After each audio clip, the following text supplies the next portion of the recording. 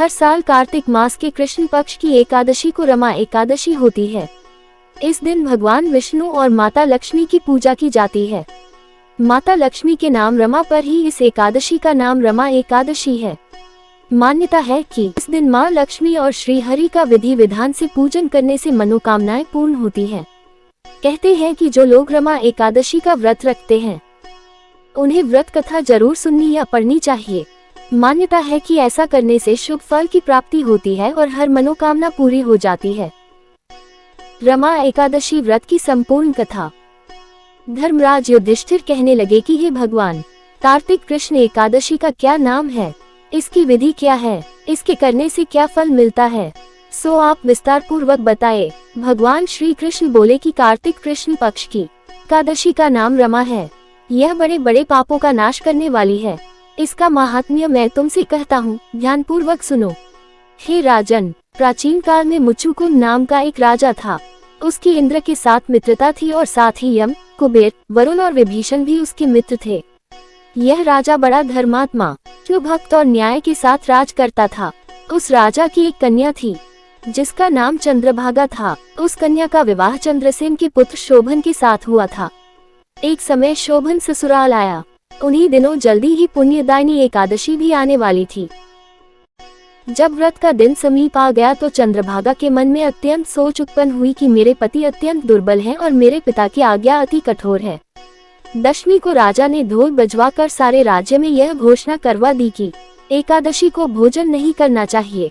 ढोल की घोषणा सुनते ही शोभन को अत्यंत चिंता हुई और अपनी पत्नी से कहा कि हे प्रिय, अब क्या करना चाहिए? मैं किसी प्रकार भी भूख सहन नहीं कर सकूंगा।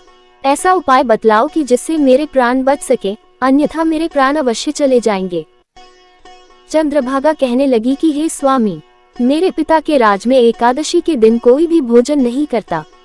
हाथी, घोड़ा, ऊंट, बिल्ली, गौ आदि भी तृण, अन्न, जल आदि ग्रहण नहीं कर सकते। फिर मनुष्य का तो कहना ही क्या है। यदि आप भोजन करना चाहते हैं तो किसी दूसरे स्थान पर चले जाए, क्योंकि यदि आप यहीं रहना चाहते हैं तो आपको अवश्य व्रत करना पड़ेगा। ऐसा सुनकर शोभन कहने लगा कि हे प्रिय, मैं अवश्य व्रत करूंगा, जो भाग्य में होगा वह देखा जाएगा। इस प्रकार से विचार कर शोभन ने व्रत रख लिया और वह भूख व प्यास से अत्यंत पीड़ित होने लगा। जब सूर्य नारायण अस्त हो गए और रात्रि को जागरण का समय आया, जो वैष्णवों को अत्यंत हर्ष देने वाला था, परंतु शोभन के लिए अत्यंत दुखदायी हुआ। प्रातः काल होते शोभन के प्राण निकल गए। तब राजा ने सुगंधित काष्ठ से उसका दाह संस्कार करवाया, परंतु चंद्रभागा ने अपने पिता की आज्ञा से अपने शरीर को दग्ध नहीं किया और शोभन की अंत्येष्टि क्रिया के बाद अपने पिता के घर में ही रहने लगी। रमा एकादशी के प्रभाव से शोभन को मंद्राचल पर्वत पर धन धान्य से युक्त तथा शत्रुओं से रहित एक सुंदर देवपुर प्राप्त हुआ। वह अत्यंत सुंदर रत्न और वैदुर्यमणि जटित स्वर्ण के खंभों पर निर्मित अनेक प्रकार की स्फटिक मणियों से सुशोभित भवन में बहुमूल्य वस्त्राभूषणों तथा छत्र व चंवर से विभूषित गंधर्व और अप्सराओं से युक्त सिंहासन पर आरूढ़ ऐसा शोभायमान होता था मानो दूसरा इंद्र विराजमान हो। एक समय मुचुकुंद नगर में रहने वाले एक सोम शर्मा नामक ब्राह्मण तीर्थ यात्रा करता हुआ घूमता घूमता उधर जा निकला और उसने शोभन को पहचान कर कि यह तो राजा का जमाई शोभन है, उसके निकट गया। शोभन भी उसे पहचान कर अपने आसन से उठकर उसके पास आया और प्रणामादि करके कुशल प्रश्न किया। ब्राह्मण ने कहा कि राजा मुचुकुंद और आपकी पत्नी कुशल से हैं। नगर में भी सब प्रकार से कुशल हैं, परंतु हे राजन, हमें आश्चर्य हो रहा है। आप अपना वृतांत कहिए कि ऐसा सुंदर नगर जो न कभी देखा न सुना, आपको कैसे प्राप्त हुआ? तब शोभन बोला कि कार्तिक कृष्ण की रमा एकादशी का व्रत करने से मुझे यह नगर प्राप्त हुआ, परंतु यह अस्थिर है। यह स्थिर हो जाए ऐसा उपाय कीजिए। ब्राह्मण कहने लगा कि हे राजन, यह स्थिर क्यों नहीं है और कैसे स्थिर हो सकता है, आप बताएं। फिर मैं अवश्य में वह उपाय करूंगा। मेरी इस बात को आप मिथ्या न समझिए। शोभन ने कहा कि मैंने इस व्रत को श्रद्धा रहित होकर किया है, अतः यह सब कुछ अस्थिर है। यदि आप मुचुकुंद की कन्या चंद्रभागा को यह सब वृतांत कहे तो यह स्थिर हो सकता है। ऐसा सुनकर उस श्रेष्ठ ब्राह्मण ने अपने नगर लौटकर चंद्रभागा से सब वृतांत कह सुनाया। ब्राह्मण के वचन सुनकर चंद्रभागा बड़ी प्रसन्नता से ब्राह्मण से कहने लगी कि हे ब्राह्मण, ये सब बातें आपने प्रत्यक्ष देखी है या स्वप्न की बातें कर रहे हैं? ब्राह्मण कहने लगा कि हे पुत्री, मैंने महावन में तुम्हारे पति को प्रत्यक्ष देखा है, साथ ही किसी से विजय न हो ऐसा देवताओं के नगर के समान उनका नगर भी देखा है।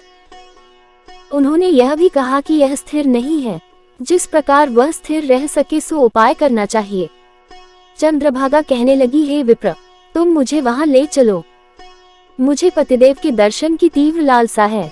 मैं अपने किए हुए पुण्य से उस नगर को स्थिर बना दूंगी। आप ऐसा कार्य कीजिए जिससे उनका हमारा सहयोग हो, क्योंकि वियोगी को मिला देना महान पुण्य है। सोम शर्मा यह बात सुनकर चंद्रभागा को लेकर मंदराचल पर्वत के समीप वामदेव ऋषि के आश्रम पर गया। वामदेव जी ने सारी बात सुनकर वेद मंत्रों के उच्चारण से चंद्रभागा का अभिषेक कर दिया। तब ऋषि के मंत्र के प्रभाव और एकादशी के व्रत से चंद्रभागा का शरीर दिव्य हो गया और वह दिव्य गति को प्राप्त हुई। इसके बाद बड़ी प्रसन्नता के साथ अपने पति के निकट गई। अपनी प्रिय पत्नी को आते देखकर शोभन अति प्रसन्न हुआ और उसे बुलाकर अपनी बाईं तरफ बिठा लिया। चंद्रभागा कहने लगी कि हे प्राणनाथ, आप मेरे पुण्य को ग्रहण कीजिए। अपने पिता के घर जब मैं 8 वर्ष की थी तब से विधिपूर्वक एकादशी के व्रत को श्रद्धापूर्वक करती आ रही हूँ। इस पुण्य के प्रताप से आपका यह नगर स्थिर हो जाएगा तथा समस्त कर्मों से युक्त होकर प्रलय के अंत तक रहेगा। इस प्रकार चंद्रभागा ने दिव्य आभूषणों और वस्त्रों से सुसज्जित होकर अपने पति के साथ आनंद पूर्वक रहने लगी। राजन, यह मैंने रमा एकादशी का महात्म्य कहा है। जो मनुष्य इस व्रत को करते हैं उनके ब्रह्म हत्यादि समस्त पाप नष्ट हो जाते हैं। कृष्ण पक्ष और शुक्ल पक्ष दोनों की एकादशियां समान हैं। इनमें कोई भेदभाव नहीं है, दोनों समान फल देती हैं। जो मनुष्य इस महात्म्य को पढ़ते अथवा सुनते हैं वे समस्त पापों से छूटकर विष्णुलोक को प्राप्त होता है।